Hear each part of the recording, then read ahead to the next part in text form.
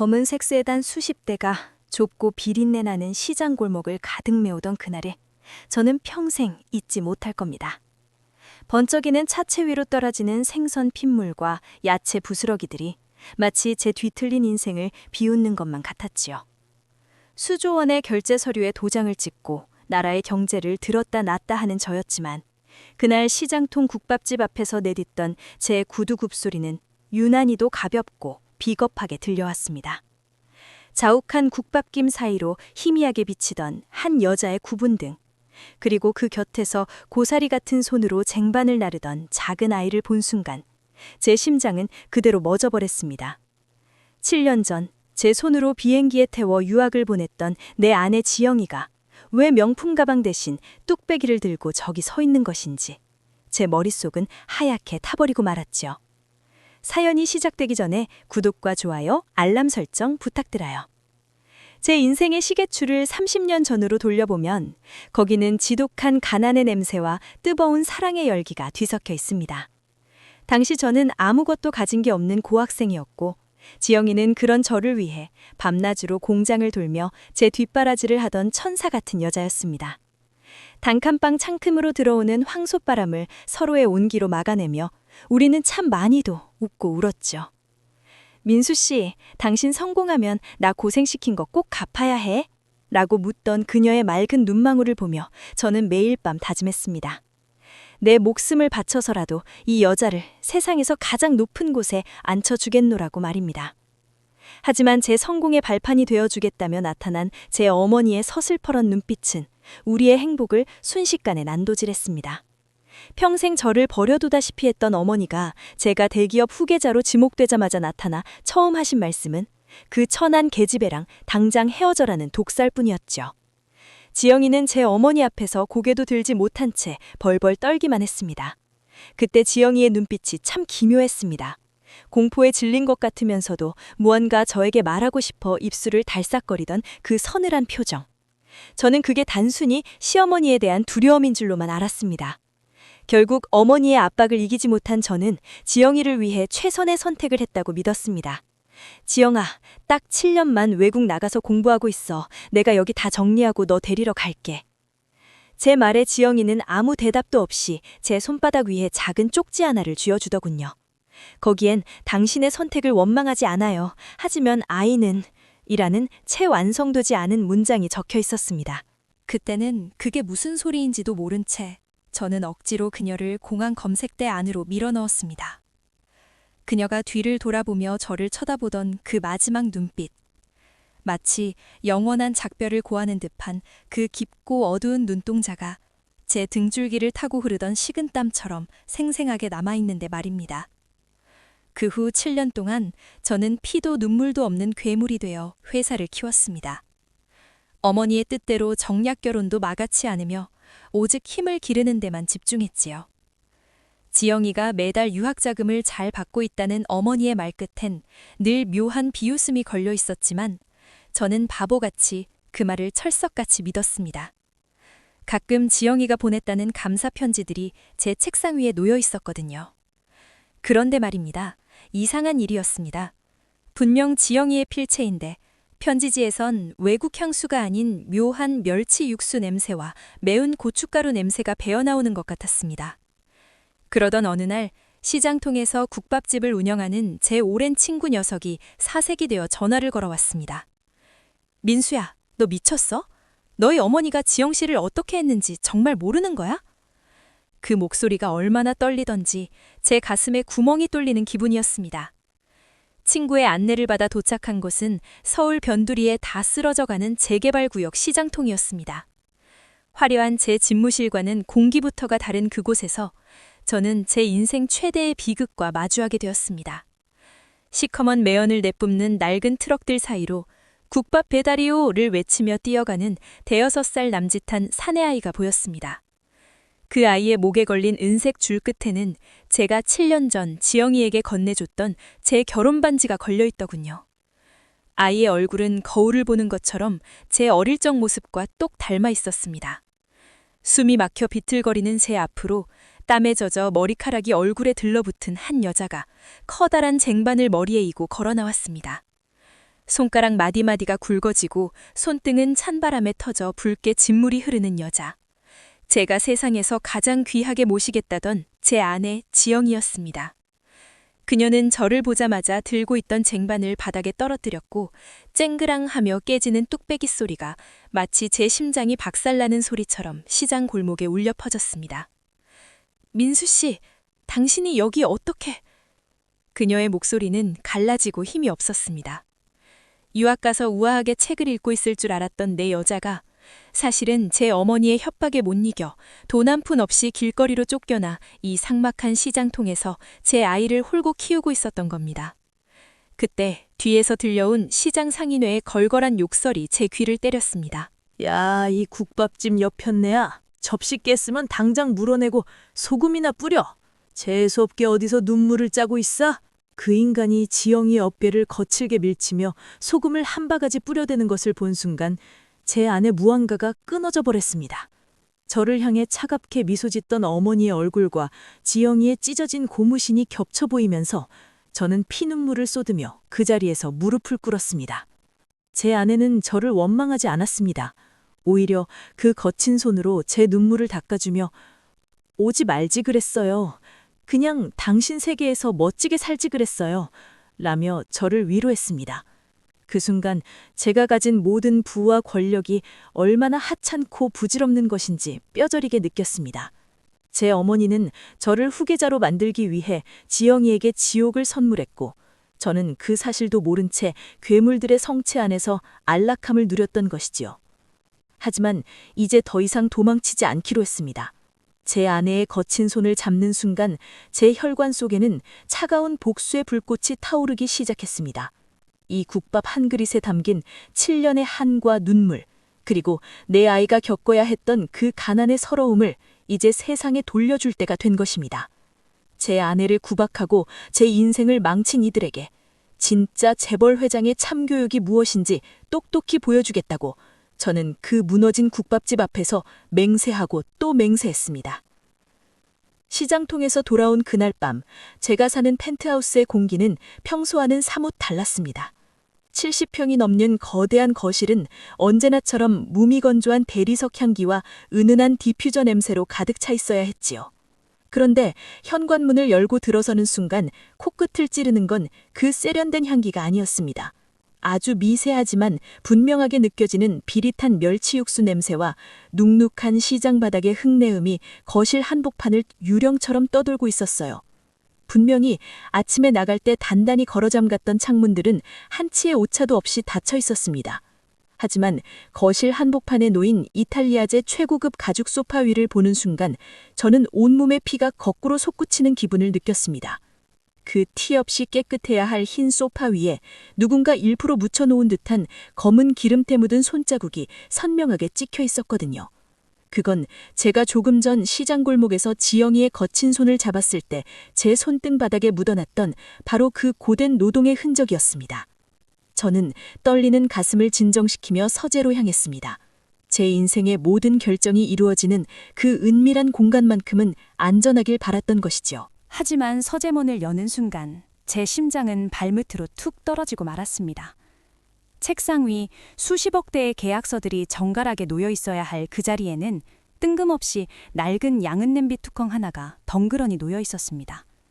찌그러지고 그을린 어느 집 주방에서나 볼 법한 그 초라한 물건이 제 화려한 인생을 비웃듯 번쩍이는 스탠드 조명을 받고 있더군요.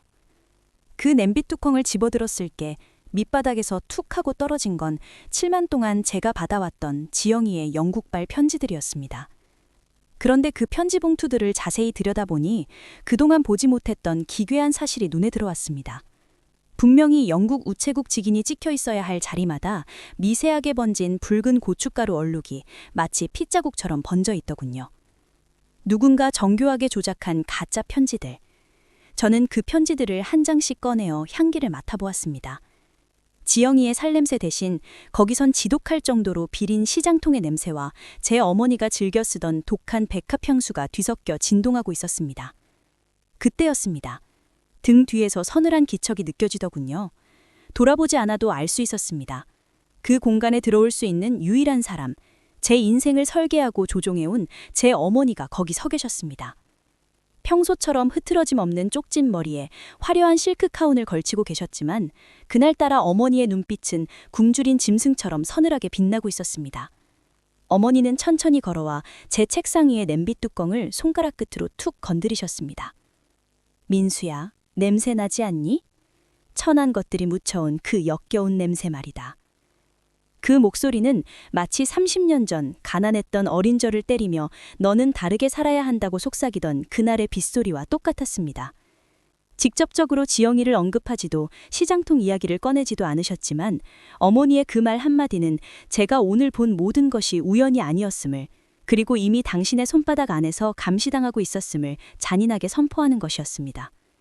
어머니는 우아하게 찻잔을 들어 올리셨습니다. 하지만 그 찻잔 안에서 올라오는 수증기는 제 아내가 말아주던 국밥의 김처럼 뜨겁고 탁했습니다. 7년 전 내가 그 아이를 어디로 보냈는지 궁금해하지 마라. 네가 그토록 소중히 여기는 그 아이는 이미 이 세상 사람이 아닐 수도 있으니까. 그 말은 비수가 되어 제 가슴바닥을 긁어내렸습니다. 어머니의 시선은 제 넥타이에 머물러 있었습니다. 지영이가 마지막으로 제 멱살을 잡듯 매달렸을 때 구겨진 그 자국을 어머니는 투시라도 하듯 빤히 들여다보고 계셨던 겁니다. 어머니가 방을 나간 뒤 저는 서재의 모든 불을 끄고 어둠 속에 주저앉았습니다. 방금까지 어머니가 머물다 간 자리에선 여전히 백합 향기가 진동했지만 제 코끝에는 자꾸만 그 비릿한 멸치 육수 냄새가 맴돌았습니다. 서랍장 깊숙한 곳에서 권총 한 자루를 꺼내든 것처럼 저는 떨리는 손으로 전화기를 들었습니다. 비서에게 전화를 걸어 지영이가 있는 그 시장통 부지를 내일 아침까지 전부 사들이라고 명령할 수도 있었고, 당장 경호원들을 보내 그 상인 회장의 사지를 비틀어 버릴 수도 있었습니다. 하지만 손가락이 움직이지 않았습니다. 제 집안 곳곳에 설치된 CCTV 카메라들의 붉은 눈이 저를 비웃는 것만 같았거든요. 제가 지금 이 전화를 거는 순간 시장 골목 지하 단칸방에서 잠들어 있을 지영이와 제 아들에게 어떤 끔찍한 일이 벌어질지 상상조차 할 수 없었습니다. 7년 전 유학을 보내준다는 어머니의 약속을 믿고 그녀를 떠나보냈던 제 무능함이 다시 한번 제 목을 죄어오는 기분이었습니다. 분명히 바깥 고요한 밤이었지만 제 귀에는 수만 마리의 벌레가 기어가는 듯한 환청이 들리기 시작했습니다. 시장통 사람들의 거친 욕설, 뚝배기가 깨지는 소리, 그리고 아빠라고 부르지 못한 채 제 결혼 반지를 목에 걸고 뛰어가던 그 아이의 거친 숨소리까지요. 저는 미친 사람처럼 거실 벽면을 장식한 수천만 원짜리 명화들을 뜯어내기 시작했습니다. 그 화려한 캔버스 뒤편에 혹시라도 어머니가 심어놓은 도청장치가 있을까봐, 아니 제 양심을 엿보고 있는 누군가의 눈동자가 숨겨져 있을까봐 겁이 났던 것이지요. 한참을 그렇게 미친 듯이 집안을 헤집어 놓았을 때 현관문 밑으로 스윽하고 종이 한 장이 밀려 들어왔습니다. 누군가 벨도 누르지 않고 조용히 두고 간 것이 분명했습니다. 신발도 신지 않은 채 달려가 그 종이를 집어들었습니다. 거기엔 아무런 글자도 적혀 있지 않았습니다. 오직 지영이의 지문으로 보이는 거무죽죽한 기름때 묻은 손자국 하나와 그 옆에 조그맣게 눌어붙은 밥알 몇 톨 뿐이었습니다. 그것은 지영이가 보낸 구조 신호였을까요? 아니면 어머니가 던진 마지막 경고였을까요? 저는 차가운 대리석 바닥에 얼굴을 묻고 소리 없이 오열했습니다. 제 손톱이 대리석을 긁어내며 하얗게 가루를 내뿜었지만 제 가슴 속에 들어찬 그 검은 불안감은 씻겨 내려가지 않았습니다. 화려한 펜트하우스의 조명은 하나둘 꺼져갔고 어둠이 내려앉은 집안에는 제가 알던 온기는 눈 씻고 찾아볼 수 없었습니다. 저는 떨리는 손으로 현관문의 잠금 장치를 3중으로 걸어 잠갔습니다. 하지만 이미 이 집안의 공기는 제가 알던 것이 아니었습니다. 낯선 누군가의 숨결이 제 귓가를 간지럽히고 있었고 닫힌 문 너머에선 누군가 제 이름을 나직하게 부르는 소리가 들려오는 것만 같았습니다. 지영이의 목소리인지 아니면 저를 파멸로 이끌 악마의 속삭임인지 알 수 없는 그 기묘한 소음 속에서 저는 차가운 바닥에 몸을 웅크린 채 아침이 오지 않기를 간절히 빌 뿐이었습니다. 모든 관력을 내려놓고 지영이가 있는 그 낡은 시장통 뒷방으로 스며들듯 들어온 첫날 밤, 저는 비로소 깨달았습니다. 세상에서 가장 무서운 감옥은 창살이 있는 방이 아니라 보이지 않는 누군가의 시선이 벽지 틈새마다 박혀있는 이름 없는 방이라는 사실을요. 화려한 펜트하우스를 뒤로하고 제가 선택한 곳은 지영이가 빌려준 국밥집 건물 구석의 곰팡이 냄새 자욱한 쪽방이었습니다. 한 사람이 겨우 누우면 발끝이 벽에 닿는 그 좁은 공간에서 저는 비로소 안전할 줄 알았지요. 하지만 불을 끄고 누운 그 순간 제 뺨을 스치는 건 눅눅한 공기가 아니라 누군가의 가느다란 숨결이었습니다. 분명히 문을 안에서 걸어 잠갔고 낡은 창문 위에는 신문지를 겹겹이 발라 밖이 보이지 않게 막아두었습니다. 그런데 날입니다. 천장에 얼룩진 무늬들을 가만히 보고 있자니 그 얼룩들이 서서히 움직이며 누군가의 눈동자 모양으로 변해가는 것만 같아 눈을 감을 수가 없더군요. 억지로 잠을 청하려 뒤척이다가 손끝에 딱딱한 무언가가 걸렸습니다. 낡은 장반 밑 보이지 않는 틈새에서 삐져나온 종이 조각이었지요. 떨리는 손으로 그것을 끄집어냈을 때 제 심장은 그대로 얼어붙었습니다. 그것은 정확히 7년 전 지영이를 공항으로 떠나보냈던 그날의 날짜가 선명하게 찍힌 빛바랜 신문 조각이었습니다. 기사 내용은 중요하지 않았습니다. 그 종이 귀퉁이에 붉은 볼펜으로 지켜보고 있다는 글자가 제 어머니의 정갈한 필체로 아주 작게 적혀 있었거든요. 새벽녘 누군가 제 방문을 긁는 소리에 번쩍 눈을 떴습니다. 쥐가 갉아먹는 소리라고 치부하기엔 너무나 규칙적이고 집요한 소리였지요. 문틈 사이로 가느다란 연기가 스며들어오고 있었습니다. 제가 피우지 않은, 하지만 너무나 익숙한 그 독한 시가 냄새. 제 아버지가 생전에 즐기셨고 이제는 제 어머니가 집무실에서 태우시던 바로 그 냄새가 이 좁은 쪽방 안을 가득 채우기 시작했습니다.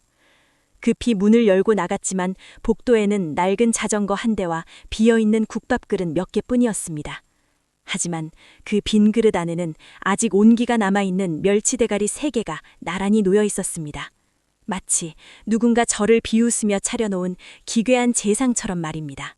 그날 이후 시장통에서의 제 삶은 소름 끼치는 우연의 연속이었습니다.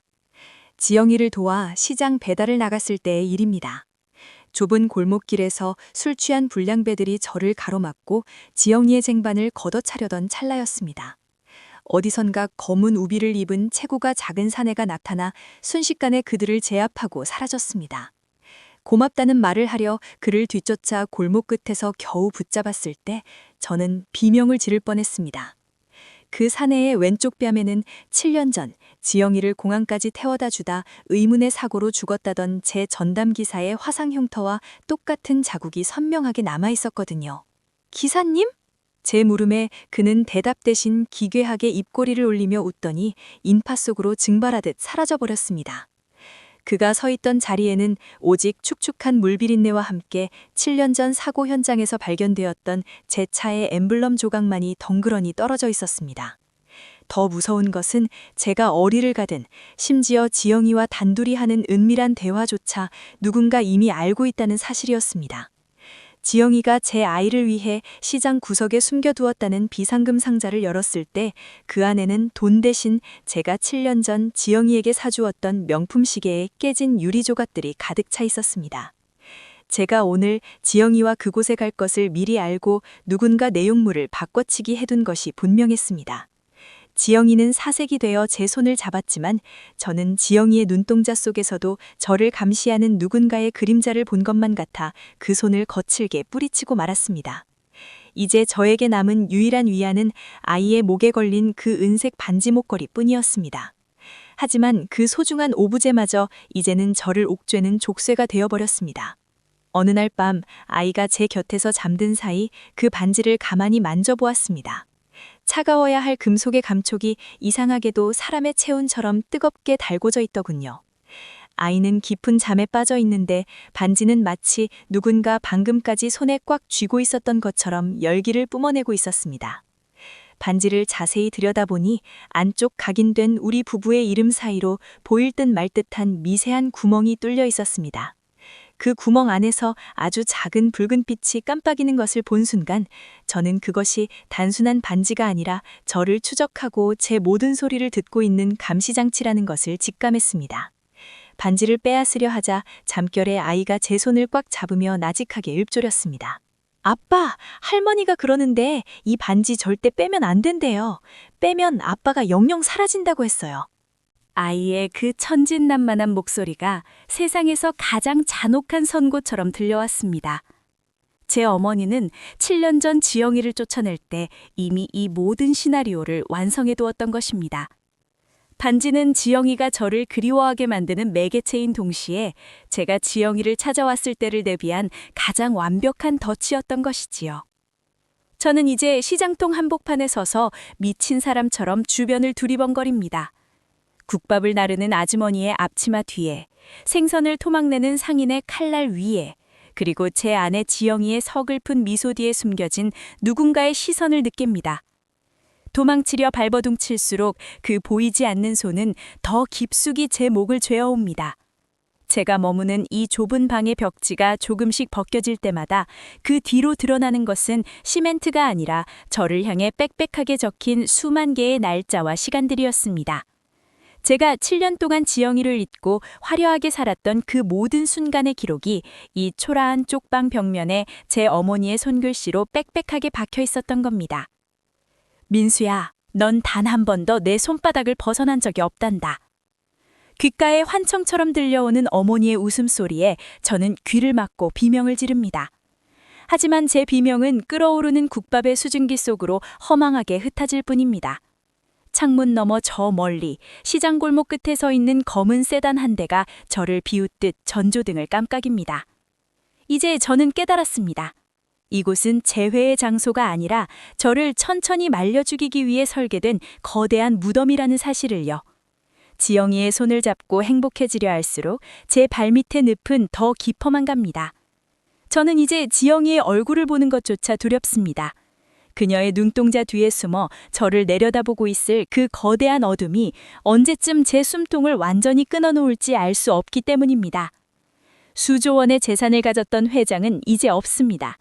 오직 보이지 않는 감옥에 갇혀 7년 전 그날의 공포를 무한히 반복하고 있는 한 마리의 가련한 짐승만이 이 비린내 나는 국밥집 뒷방에서 떨고 있을 뿐입니다. 빗줄기가 상처난 어깨를 사정없이 후벼파고 있었습니다. 찢어진 셔츠 사이로 스며드는 차가운 빗물은 소금물보다 더 지독하게 살점을 파고들었지만 저는 멈출 수 없었지요. 품속에 깊숙이 찔러 넣은 그 낡은 장부의 서늘한 촉감이 마치 제 심장을 쥐어짜는 독촉장처럼 느껴졌거든요. 한 걸음 내디딜 때마다 진흙탕 속에서 비릿한 쇠냄새가 올라왔고 멀리서 들려오는 기이한 금소금은 누군가 제 목숨줄을 긋는 소리처럼 귓가를 어지럽혔습니다.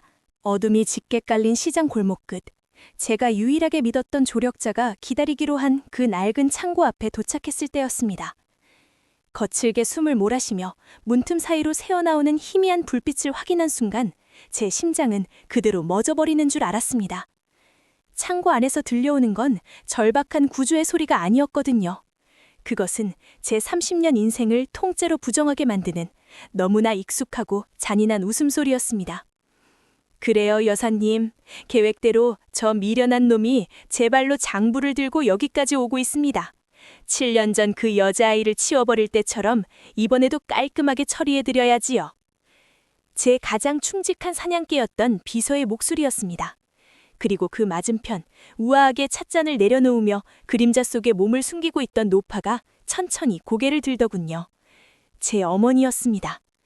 지영이를 유학 보내줬다며 그 아이는 행복하게 잘 살고 있으니 너는 경영에만 집중하라던 그 인자한 얼굴은 온데간데 없었습니다. 어머니는 비서가 건네는 서류 뭉치를 훑어보며 비릿한 미소를 지으셨지요. 제가 목숨 걸고 지켜온 그 장부는 어머니에겐 그저 제 숨통을 완전히 끊어놓기 위한 마지막 확인사살 도구에 불과했던 겁니다. 저는 문을 박차고 들어갈 힘조차 잃은 채 무너져 내렸습니다. 하지만 그들은 마치 제 절망을 즐기기라도 하듯 제가 문 밖에서 듣고 있다는 걸 이미 알고 있었다는 듯 더 잔인한 말들을 쏟아내기 시작했습니다. 어머니가 자리에서 일어나 문 쪽을 향해 서늘하게 읊조리시더군요. 민수야, 거기 서서 듣지만 말고 들어오너라. 네 아내가 왜 그 비린내 나는 국밥집 주방에서 7년 동안 썩고 있었는지 네가 직접 확인해야 하지 않겠니? 저는 귀신에 홀린 듯 비틀거리며 창고 안으로 발을 들였습니다. 어머니는 제 처참한 꼴을 보며 혀를 차시더니 벽면에 설치된 대형 모니터를 가리키셨습니다. 거기엔 지금 이 순간 국밥집 뒷방에서 떨고 있는 지영이와 제 아이의 모습이 실시간으로 상영되고 있었습니다. 화면 속 지영이의 목에 걸린 그 은색 반지 목걸이가 붉은 빛을 내며 깜빡이고 있더군요. 그건 추억의 징표가 아니었습니다. 지영이의 일거수일투족을 감시하고 그녀가 시장 밖으로 한 발자국이라도 나가는 순간 그녀를 파멸시키기 위해 어머니가 채워둔 전자족쇄였던 겁니다. 저는 피를 토하는 심정으로 울부짖었습니다. 대체 왜 이렇게까지 해야 했느냐고, 지영이가 대체 당신에게 무슨 죄를 지었느냐고 말이죠. 하지만 어머니는 제 뺨을 후려치며 차갑게 가스라이팅을 던지셨습니다. 그 여자가 널 사랑해서 거기 남아 있었던 것 같니? 아니, 넌 그저 그 여자가 제 배로 낳은 저 핏덩이를 살리기 위해 나하고 거래한 고기방패였을 뿐이야. 네가 회장 자리를 지키는 동안 그 여자는 네 죄를 대신 씻으며 쓰레기통 같은 시장 바닥에서 구르고 있었던 거라고. 네가 누리는 그 모든 화려함이 저 여자의 비명소리 위에 세워졌다는 걸 아직도 모르겠니? 비서 역시 제 곁으로 다가와 비웃음을 흘렸습니다. 회장님, 아직도 당신이 이 땅의 주인이라고 믿으십니까? 당신이 사들였다는 그 시장 부지 이미 7년 전에 사모님 명의로 다 넘어갔습니다. 당신은 그저 그 여자를 가두는 감옥의 간수 역할을 충실히 해왔을 뿐이에요. 그것도 아주 공짜로 말입니다. 그들의 말 한마디 한마디가 제 가슴에 대모처럼 박혔습니다. 제가 지영이를 구하기 위해 했던 모든 노력이 사실은 그녀를 더 깊은 지옥으로 밀어넣는 행위였다는 진실 앞에서 저는 정신이 아득해졌습니다. 지영이가 국밥 한 그릇을 내밀며 흘렸던 그 눈물은 저에 대한 그리움이 아니라 자신을 감시하러 온 가해자에 대한 공포였다는 사실에 저는 제 손을 잘라버리고 싶었습니다. 저는 마지막 남은 힘을 쥐어짜내어 그들의 멱살을 잡으려 했습니다. 하지만 비서의 구둣발이 제 가슴을 짓눌렀고 저는 차가운 바닥에 처박혀 신음할 수밖에 없었지요. 어머니는 그런 저를 내려다보며 마지막 선고를 내리셨습니다. 이제 그만 죽어주렴. 네가 죽어야 저 여자와 아이도 완벽하게 내 장기말이 될 수 있으니까. 비서가 품 안에서 서늘한 칼날을 꺼내 제 목덜미를 켜는 그 순간이었습니다. 죽음을 예감하며 눈을 감으려던 찰나 창고 밖에서 천둥 소리보다 더 거대한 굉음이 들려오기 시작했습니다. 하나, 둘, 셋, 셀 수 없을 만큼 많은 자동차의 엔진 소리가 창고 벽을 뒤흔들었지요. 어머니의 얼굴에서 처음으로 당혹감이 읽혔습니다. 비서 역시 칼을 멈추고 문 쪽을 바라보았죠. 곧이어 창고의 거대한 셔터가 종이장처럼 구겨지며 찢겨나갔습니다. 칠흑 같은 어둠을 뚫고 쏟아져 들어온 것은 수십 대의 검은 세단이 뿜어내는 눈부신 전조등 불빛이었습니다. 그 강렬한 백색광 사이로 100명이 넘는 정장 차림의 사내들이 일제히 차에서 내려 창고를 포위했습니다. 공기를 얼려버릴 듯한 정적 속에서 가장 앞에 서 있던 초대형 세단의 뒷좌석 문이 열렸습니다. 빗소리를 뚫고 들려오는 규칙적이고 묵직한 구두소리. 그 소리가 한 걸음씩 다가올 때마다 어머니의 손등이 가늘게 떨리기 시작했습니다. 이게 어떻게 된 일이지? 네가 부른 사람들이냐? 어머니가 겁에 질린 목소리로 물었지만 저 역시 이 상황을 이해할 수 없었습니다. 마침내 전조등 불빛을 등지고 선 그 사람의 그림자가 제 앞까지 길게 드리워졌습니다. 빛이 너무 강해 얼굴은 보이지 않았지만 그가 입고 있는 낡은 코트 자락에서 7년 전 사라졌던 지독한 멸치 육수 냄새가 진하게 풍겨왔습니다. 그리고 그가 천천히 고개를 숙여 제 어머니와 눈을 마주치는 순간 창고 안의 모든 온기가 증발해버렸습니다. 그는 어머니의 발밑에 피 묻은 제 결혼 반지를 툭 던지며 30년 전 죽었다고 믿었던 제 아버지의 목소리로 나직하게 읊조렸습니다. 오랜만이네 여보. 내 아들과 며느리를 데리고 참 재미있는 연극을 하셨더군.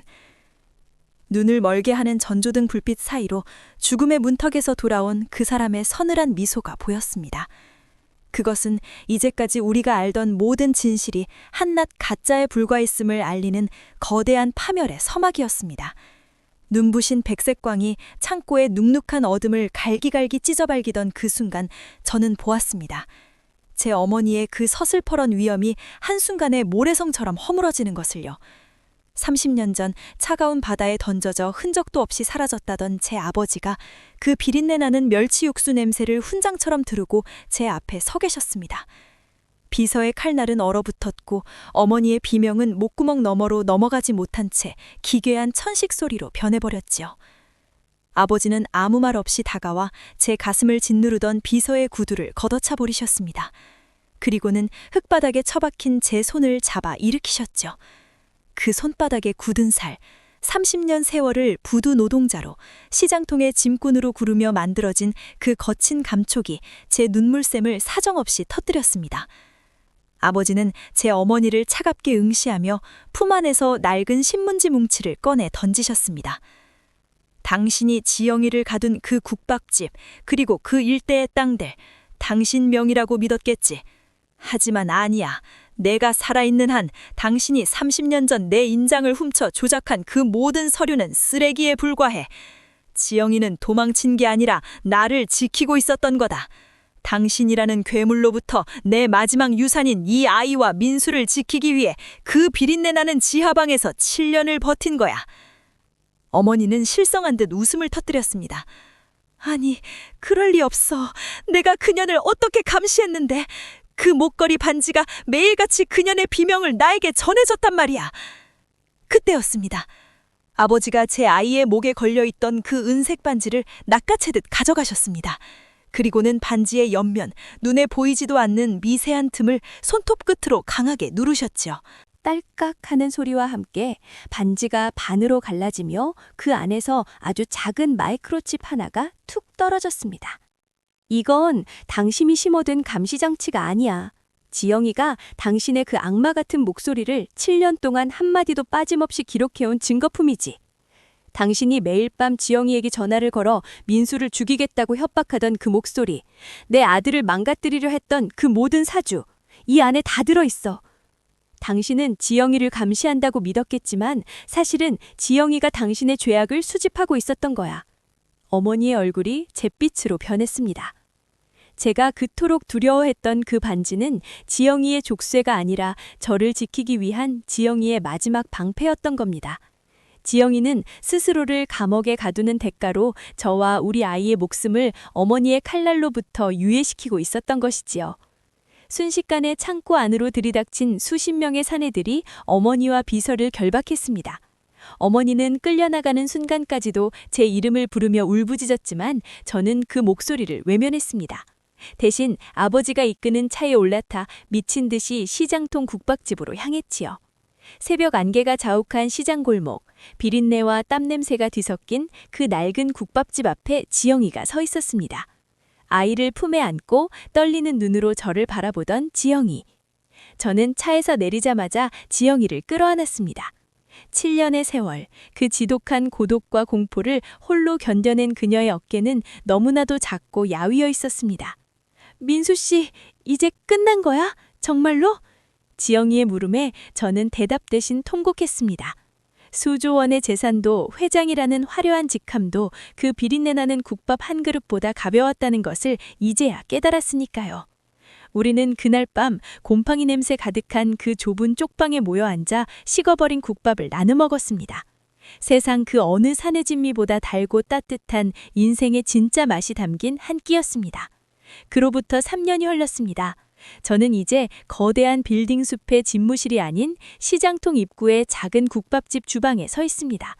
아버지는 시장 상인회장이 되어 억울한 일을 당하는 사람들의 버팀목이 되어주시고 지영이는 예전보다 훨씬 밝아진 얼굴로 손님들에게 따뜻한 국물을 건넵니다. 우리 아이는 이제 제법 씩씩하게 자라 시장 골목에 대장 노릇을 하고 있지요. 사람들은 저를 보고 미쳤다고 합니다. 수조 원의 재산을 사회에 환원하고 고작 국밥이나 나르는 제 삶이 불쌍하다고 혀를 차기도 하죠. 하지만 저는 지금이 제 인생에서 가장 찬란한 전성기라고 자부합니다. 새벽마다 가마솥에서 피어오르는 수증기를 맞으며 저는 비로소 진짜 사람의 온기를 느끼며 살아가고 있으니까요. 오늘도 마지막 손님을 보내고 가게 문을 닫으려는데 문득 가슴 한구석이 서늘해지는 것을 느꼈습니다. 지영이와 아이는 안방에서 평온하게 잠들어 있고 가게 안은 적막하기만 한데 말입니다. 저는 습관적으로 주머니 속에 그 은색 반지를 만지작거렸습니다. 지영이가 제게 다시 돌려준 이제는 아무런 장치도 없는 평범한 결혼 반지 말입니다. 그런데 이상한 일입니다. 달빛 아래 반지를 가만히 비춰보니 그 안쪽 각인된 이름 옆에 제가 전에는 결코 보지 못했던 아주 작은 문구 하나가 새겨져 있더군요. 지영이의 글씨도 제 글씨도 아닌 너무나도 정갈하고 익숙한 하지만 소름 끼치도록 차가운 필체였습니다. 민수야, 국밥 맛이 참 좋더구나. 엄마는 조만간 다시 갈게. 저는 손에 들고 있던 행주를 떨어뜨리고 말았습니다. 어머니는 분명히 아무도 모르는 정신병원 깊숙한 곳에 격리되어 있다고 들었는데 이 반지는 줄곧 지영이의 목에 그리고 제 주머니 속에 있었는데 말입니다. 대체 언제 누가 이 글귀를 새겨넣은 것일까요? 가게 밖 어두운 시장 골목 끝에서 낯익은 엔진 소리가 들려옵니다. 7년 전 지영이를 태우고 공항으로 향했던 그 검은 세단의 낮은 가르랑거림. 전조등이 깜빡이며 저를 비웃듯 잠시 멈췄다가 어둠 속으로 사라집니다. 저는 떨리는 손으로 문고리를 걸어 잠갔습니다. 하지만 이제 압니다. 문을 잠근다고 해서 벽지에 신문지를 바른다고 해서 도망칠 수 있는 게 아니라는 것을요. 진정한 공포는 제 등 뒤에 있는 것이 아니라 제가 가장 사랑하는 사람의 미소 속에 그리고 제가 매일 끓여내는 이 따뜻한 국밥 국물 속에 이미 녹아들어 있을지도 모른다는 사실을 말입니다. 사실 제가 아직 여러분께 말하지 않은 비밀이 하나 더 남았는데요. 아버지가 그날 창고에서 비서의 칼날을 막아섰던 그 눈부신 전조등의 주인공들. 그들이 정말 아버지의 사람들이었을까요? 아니면 더 큰 사냥감을 잡기 위해 어머니가 던진 마지막 미끼였을까요? 저는 오늘도 끓어오르는 가마솥 앞에서 지영이의 뒷모습을 바라보며 자문합니다. 우리가 찾은 이 평화가 정말로 끝인 것인지 아니면 더 잔인한 연극의 막간 휴식일 뿐인지를요. 여러분은 지금 여러분 곁에 있는 사람의 눈동자 뒤에 무엇이 숨겨져 있는지 확신하실 수 있습니까? 오늘 밤 제가 말아드린 국밥 한 그릇 부디 조심히 드시길 바랍니다. 그 안에 무엇이 담겨 있을지는 오직 저만이 알고 있으니까요.